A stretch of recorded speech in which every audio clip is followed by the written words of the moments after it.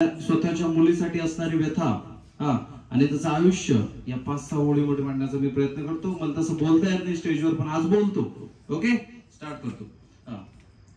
एक वडील म्हणतात, आणि पहिले मुलगी म्हणते वडील आले, पहिले आधी मुलगी म्हणते वडील आले की सच बात पूछती हूँ बताओ ना बाबूजी, छुपाओ ना बाबूजी, क्या याद मेरी आती नहीं, क्या याद मेरी आती नहीं।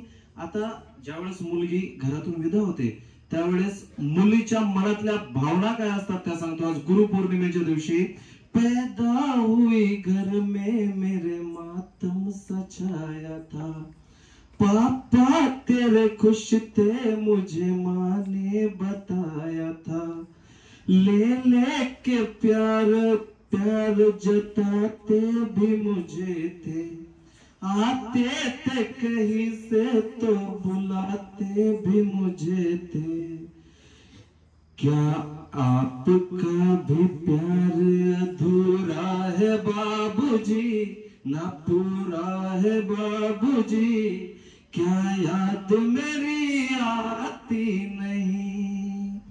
मुलगी म्हणते बापाले कि हर जिद मेरी पूरी हुई, हर बात मानते। आज हर्षद सरांवरती आलाय सूट होतील, कारण बापाचा दर्जा मुलींनी हर्षद सरांना दिला, आणि मी माझ्या वडिलांसारखाच मानतो। हर बात हर जिद मेरी पूरी हुई, हर बात मानते।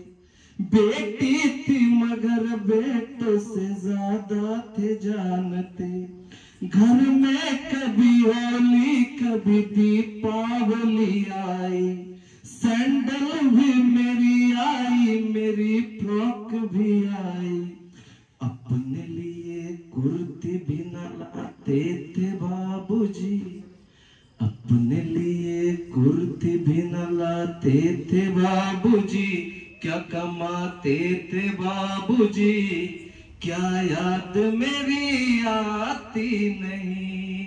आजच्या दिवाळी वगैरे असते ना, आपल्याला सगळं भेटते पण बाप कधीच कपडे खरेदी करत नाही, ही गोष्ट डोक्यात असू द्या।